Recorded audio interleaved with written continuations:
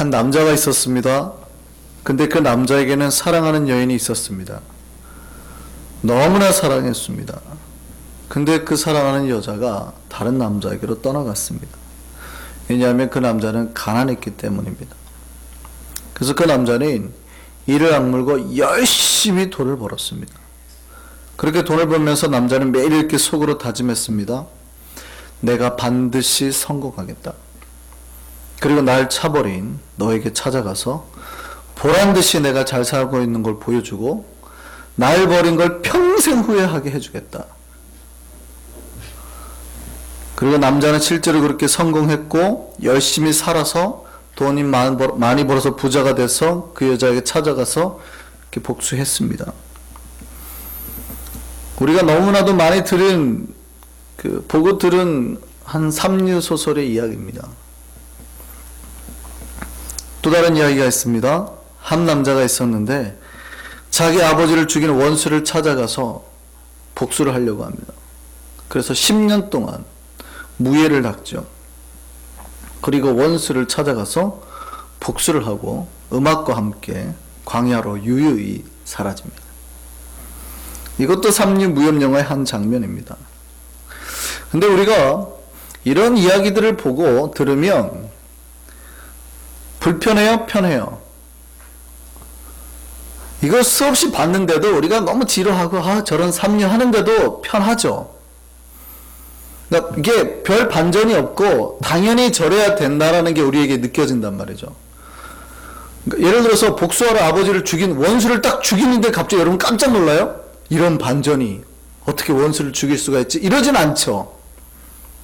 그런 건 못 느끼잖아요. 여러분 굉장히 편하단 말이에요. 왜냐하면 저 복수는 반드시 해야지. 자기 아버지를 죽였으니까 복수를 해야지. 원수를 갚아야지. 이런 마음이 우리가 훨씬 편한 거예요. 그렇죠? 이거에 대해서 불편하신 분 여기 없죠. 왜냐하면 여러분 마음을 그대로 담고 있는 거예요. 그러니까 이런 삼류 스토리가 수십 년 동안 계속 반복되는 이유는요.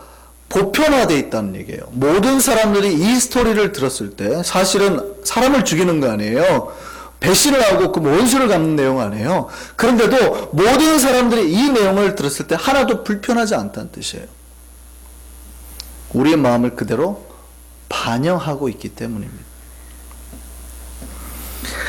왜냐하면 인생을 살다 보면 한 번쯤은 이런 일 당하거든요. 날 차버린 애인, 아니면 나와 내 가족을 해한 사람들.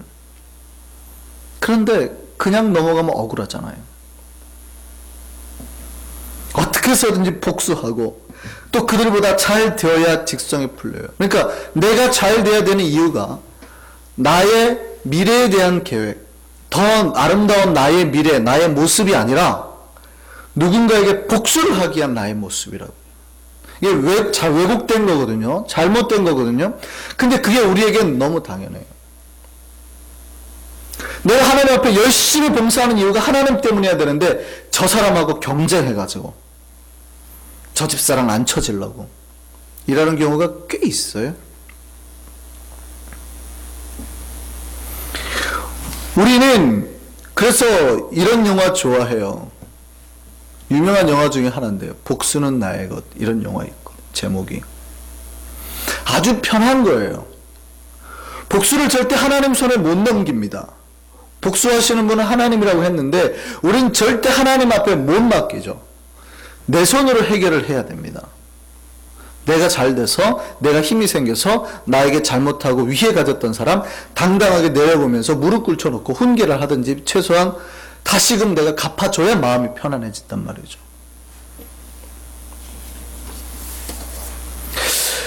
성경에도 사실은 이런 비슷한 내용이 나옵니다. 오늘 우리가 레위기 말씀을 보니까 짐승을 죽인 사람에게 뭘로 갚으라고요? 짐승으로 갚으라.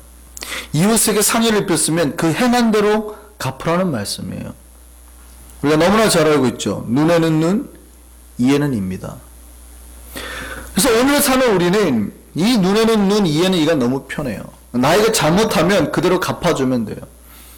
나에게 내 애인을 뺏었어요? 그럼 내가 그 사람보다 더 성공해서 다시 애인을 뺏어오면 되고, 나나 내 가족을 해쳤어요? 쫓아가서 그대로 해주면 됩니다. 어렸을 때부터 그렇게 배웠어요. 우리가 세상이 그렇게 가르쳤다고요. 제가 어렸을 때요, 저는 우리 아이들을 보면서 깜짝깜짝 놀랍니다. 이 유전자의 위대함을 놀라는데요. 그러니까 저희 아이들이 다 저러는 건 저 때문이에요. 제가 어렸을 때 저랬거든요. 정말 노는 거 좋아하고 운동 좋아하고 그랬습니다. 근데 저희 형제가 둘인데 저희 형님도 한국에서 어린이전도협회 지부장을 하시고 목사님이신데요. 키가 작으세요. 제가 저희 집에서 제일 커요. 저희 집에서는 제가 제일 커요. 저 형님이 키가 상당히 작으세요. 근데 어렸을 때도 작았어요. 그때는 너무 부모님 말씀으로는 너무 가난해서 태어났는데 뭐 먹을 게 없어서 그랬다. 어렸을 때는 그랬죠. 예전에 뭐 참 너무 가난할 시절이었으니까. 그러니까 저희 어머니가 모유가 안 나오니까 먹을 게 없으니까 쌀뜨물을 이렇게 쌀을 하려고 이렇게 하면 그 뜬물을 갖다가 저희 형님에게 먹였대요. 근데 다행히 저 낳을 때쯤은 좀 살림이 펴서 저는 밥도 먹고 우유도 먹고 비타민도 먹고 그래서 이놈아 너는 큰 거야. 너 형한테 잘해야 돼. 이런 얘기를 어렸을 때 너무 많이 듣고 자랐어요. 근데 제가 어렸을 때인데 저는 노는 것도 좋아하고 그러니까 힘도 세고 웬만하면 닭싸움 해가지고는 한 번도 진 적이 없습니다. 제가 이래 보여도 동네에서 닭싸움은 제가 1등 했거든요. 근데 저희 형이 어렸을 때 키가 작고 하니까 나가서 흠씬 두들겨 맞고 오는 거예요. 또래보다 키가 작으니까 놀다 보면 아이들 그럴 수 있잖아요. 막 울고 엉엉 울고 맞고 들어오는 거죠. 그럼 제가 갑자기 있다가 아무 말 없이 나갑니다. 저희 어머님 증언이 그래요.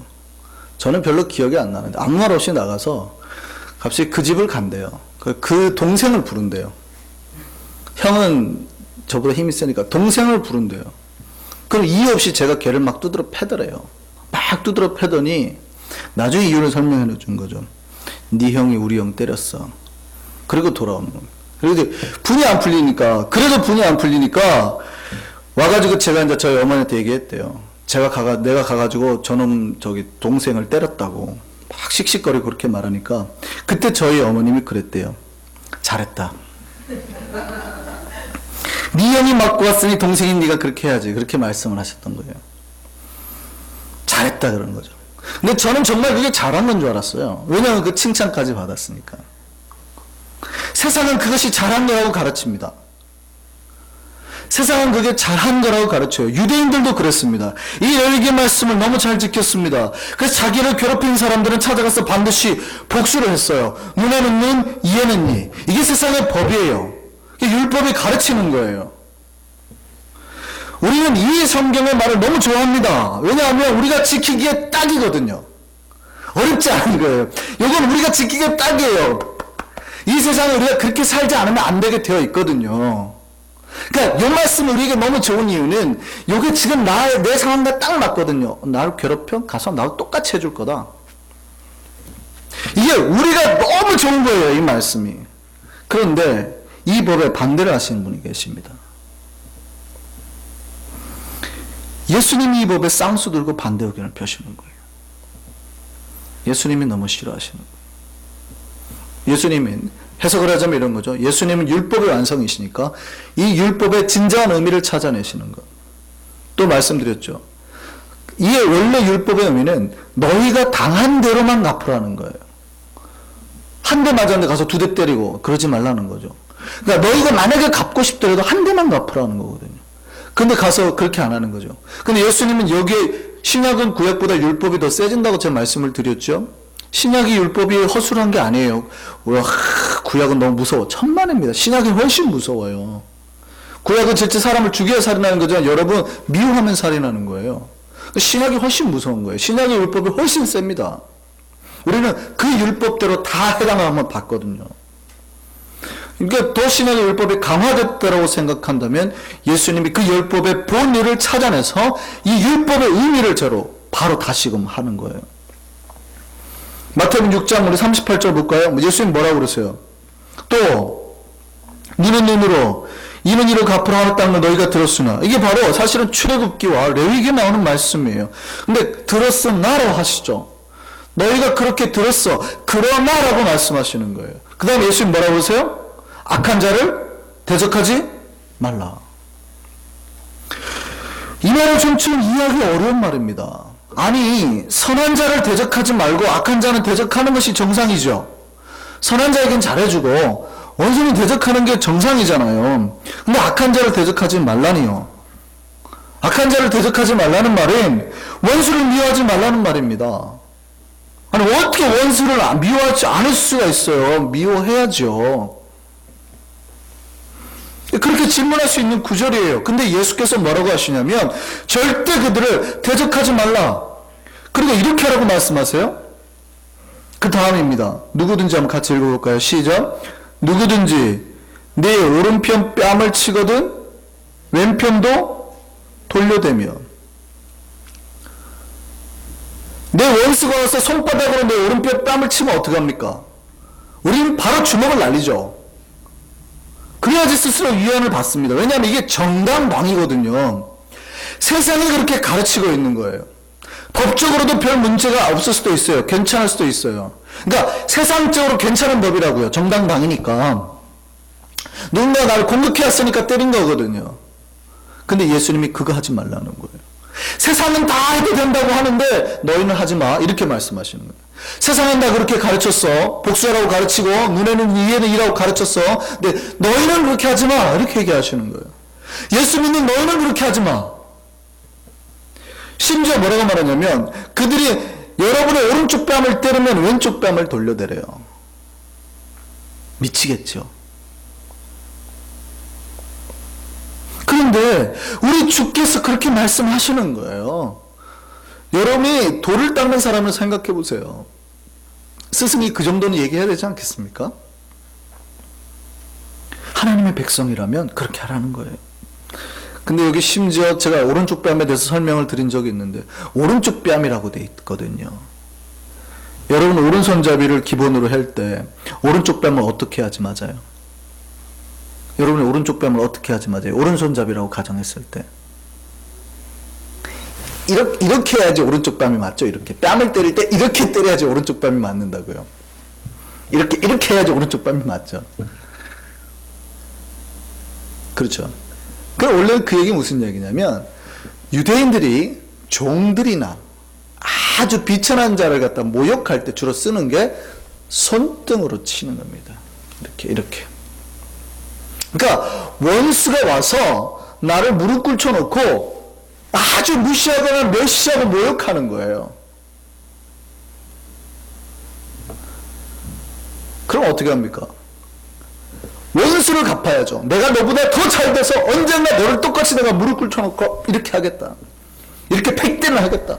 그래 내 분이 풀리리라. 우리는 그렇게 하죠. 세상 사람 다 그렇게 한다고요. 근데 예수님 뭐라고 그래요? 이렇게 했을 때 반대뺨을 돌려대래요. 이렇게. 한숨 나오죠. 여러분 여기서 고민 많이 하셔야 돼요. 그러니까 예수를 믿는다고 하는 것과 세상의 그냥 일반인들과의 차이가 있어야 된다는 얘기예요. 세상은 다 그렇게 가르쳐도 절대 너희는 그렇게 하지 말라는 얘기거든요. 뿐입니까? 언제 오른쪽을 맞냐면 여러분이 길을 걸어갈 때 갑자기 뒤에서 와가지고 기습 공격할 때, 그러니까 무참을 예고 없이 여러분 준비도 못된 상태에서 갑자기 맞았을 때 오른쪽 맞을 수 있거든요. 그러니까 우리가 저도 그러거든요. 무식하게 누가 때리면 옛날에 운동을 해서 그런지 갑자기 확 주먹이 나가요.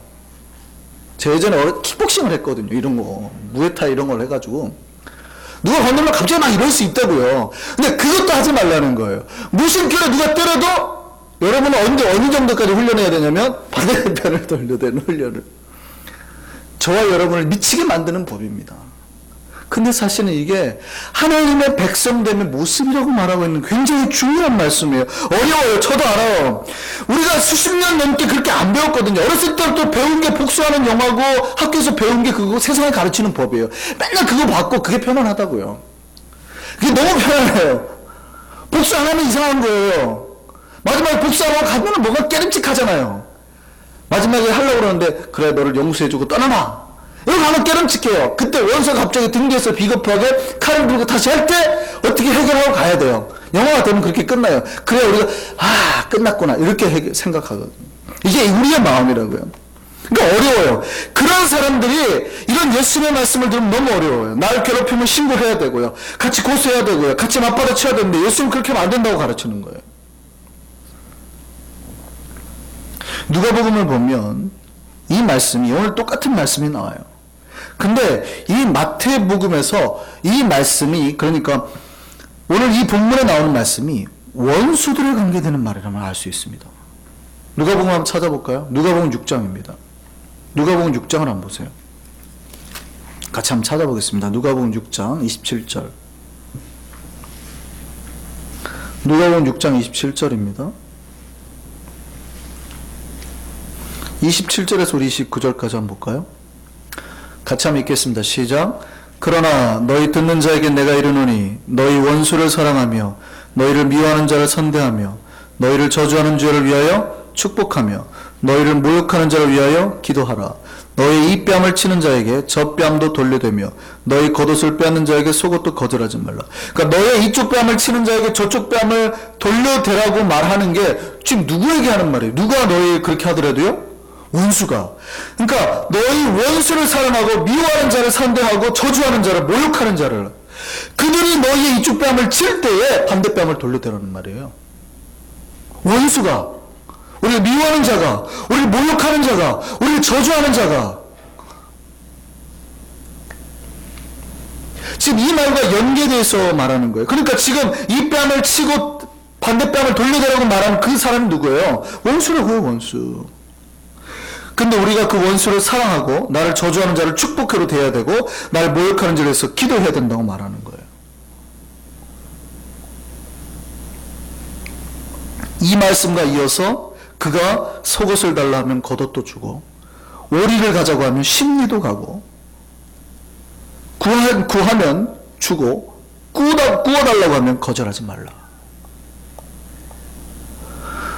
아주 미치겠죠. 살같이 까졌는데 거기다 계속 소금 뿌리고 물파스 바르고 있죠. 그러니까 지금 원수인데 맞은 것도 억울한데 대래요. 뿐만이 아니라 그 사람에게 오히려 내가 사랑해야 되고 축복해야 되고 그를 위해서 기도해줘야 되고, 그가 속옷 달라고 하니까 겉옷도 줘야 되고, 5kg 가자 그러니까 아니 10kg까지 가줄게요. 원래 심리가 4kg죠. 2km 가자 그러니까 4km 가주게 해주고, 이거 달라 그러면 주고, 이러라는 거예요. 하실 수 있겠지요? 세상법은 그렇게 가르치지 않았대요. 세상법은 지금 우리가 사는 대로 잘 사는 거는 되게 잘 사시는 거예요. 세상법대로. 그러니까 잘 사시는 거예요. 별로 문제가 없는데 예수님의 법은 그렇지 않대요. 예수님의 법에 비춰보니까 우리가 그렇게 잘 사는 게 아니래요. 저와 여러분이 그렇게 지금 거룩하게 살고 있지 못하다는 걸 얘기해주고 있는 거예요. 이 세상에 있는 크리스찬들이 말씀을 다 잘 지키는 줄 아세요? 아니요. 죄송한데요. 다 눈에는 있는 이해는 이해 말씀을 붙들지 예수님이 말씀하신 그 다음의 말씀은 절대 붙들지 않아요. 왜냐면 너무 어렵거든요. 그렇게 못 산다고 생각하니까 아예 이 말씀을 들으려고도 안 해요. 근데 이 세상에 사는 크리스찬들이 만약에 그 말씀을 다 그대로 수용해서 듣는다면요, 아름다워질 겁니다. 이 세상 훨씬 살기가 좋아질 겁니다. 집사람들이 일하는 가게에 가면 행복해서 절대 떠나려고 안 할 겁니다. 종업원들이. 그러지 않을까요? 근데 많은 사람들이 이 말씀을 듣고 이렇게 생각해요. 저거는 불가능해요. 근데요, 예수님은 이게 믿는 사람들과 세상 사람들의 차이라고 말씀하고 계시는 겁니다. 세상 사람들은요, 나에게 잘해주는 사람은 초대해서 잘해주고 사랑도 주고 옷도 빌려주고 돈도 빌려줘요.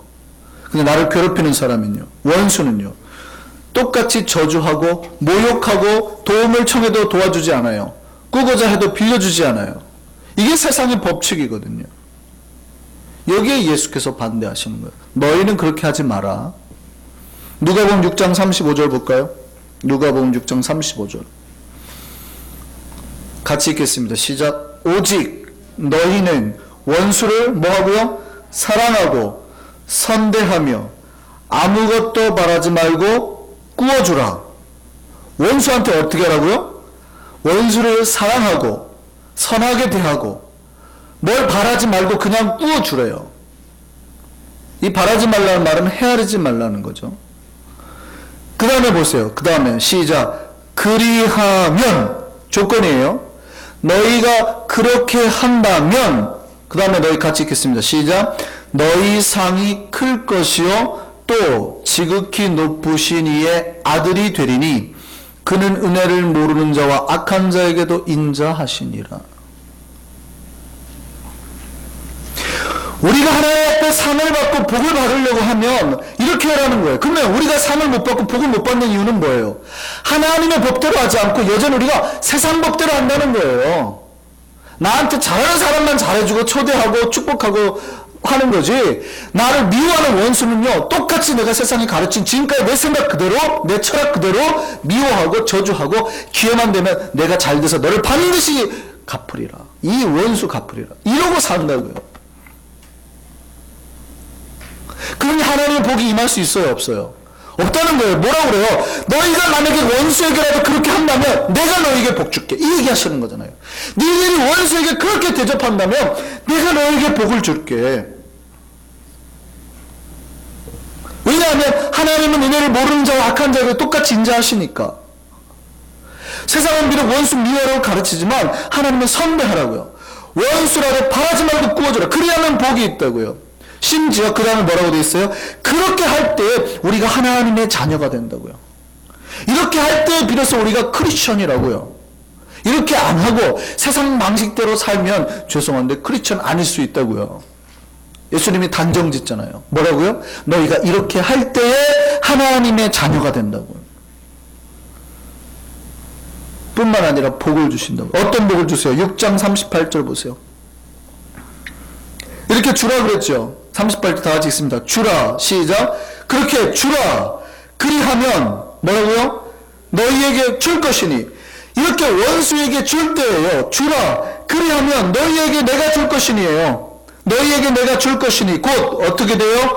후히 돼요. 누르고 흔들어 넘치도록 너희에게 안겨주리라.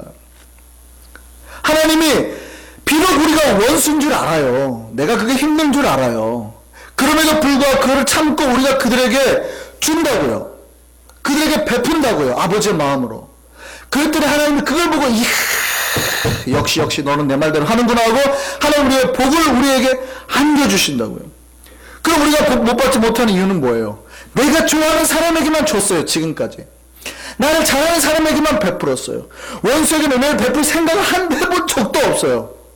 왜냐면 우리가 헤아리는 거거든요. 계산하는 거거든요. 원수는, 목사님, 원수는요, 어떻게, 참, 말도 안 돼. 원수에게 어떻게 잘해줍니까? 그러면 한 번 잘해주면 와갖고 계속 나를 또 괴롭히고, 여전히 저 사람은 안 변할 텐데요. 그러니까 나는 뭐예요? 계산하는 거예요. 헤아리는 거예요. 야, 이거 주면 또 괴롭힐 텐데. 그 밑에 뭐라고 되어 있어요? 38절 다시 한번 볼까요? 그 밑에 안겨주리라. 그 다음에 시작. 너희가 헤아리는 그 헤아림으로 너희도 헤아림을 도로 받을 것이니라. 우리는 헤아린다고요. 계산한다고요. 요거 주면 뭘로 갚아주겠지. 야, 원수한테 주면 안 될까 않을까? 우리는 항상 생각해요. 이득과 손실을. 항상. 근데 뭐라고 그랬어요? 너희가 복 못 받는 이유가 뭔지 알아? 머리가 똑똑해서 그래. 맨날 계산하니까. 헤아리니까. 그거 하지 말라는 거예요. 그냥 하나님이 주라 그랬으면 제발 계산하지 말고 헤아리지 말고 주라는 거예요. 자꾸 우리가 헤아리는 순간 하나님이 우리를 똑같이 헤아리게 될 거라. 사람들도 우리를 똑같이 헤아리게 될 거라. 여러분, 가난한 사람에게 10불 줄 때 계산 많이 하죠. 이거 주면 분명히 술 마실 건데. 헤아리지 마세요. 여러분은 주는 것까지가 여러분의 몫이에요. 우리는 굉장히 계산을 많이 합니다. 10불 주면서 굉장히 계산을 많이 해요. 이거 주면 분명히 덕이 안 될 거야. 그냥 주세요. 그거 갖고 여러분의 영혼이 안 망가지잖아요. 그 사람 안 죽거든요. 근데 우리는 굉장히 헤아려요. 원수, 심지어 거짓, 너무 많이 자기 생각으로 해요. 그러니까 자기가 생각해서 내 생각대로 원수니까 안 줘. 헤아렸더니 하나님 내 복 가져가 버렸다는 거예요. 앞에 뭐라고 되어 있어요? 하나님이 원수라도 바라지 말고 구워줘라. 우리는 대부분 바랍니다. 이걸 주면 뭔가 올 것지, 뭐 나에게 갚아주겠지. 헤아린단 말이에요. 근데 이 헤아림으로 하나님도 똑같이 헤아려서 우리에게 복을 안 주신다. 오늘 하나님의 말씀대로 순종할 수 있는 저와 여러분 되기를 바랍니다. 예수께서 우리에게 주신 말씀만 연결해서 읽으면 이렇게 되는 거예요. 왼편도 겉옷까지도 그들과 동행하여 주고 주며 거절하지 말라. 뭐예요? 왼편도 겉옷까지도 동행하고 주며 거절하지 말라. 제가 너무 길어서 몇 가지만 추려서 오늘 제목을 했어요. 예수님 우리에게 말씀하신 것만 따지면 우리의 겉옷까지도 주며 거절하지 말라. 예수님 우리에게 하신 말씀이에요. 이 예수님의 말씀이 우리에게 남기를 바랍니다. 우리는 사실은요, 억울하게 맞은 것만 기억에 남아요. 억울하게 맞은 오른편만, 뺏긴 속옷만, 억지로 동행한 오리만, 빌려준 돈만 기억에 남아요. 이게 헤아려지는 거거든요, 자꾸. 근데 예수님은 정반대로 말해요. 우리가 그것들 위에 더해준 것들 위에 복을 주시는 거예요.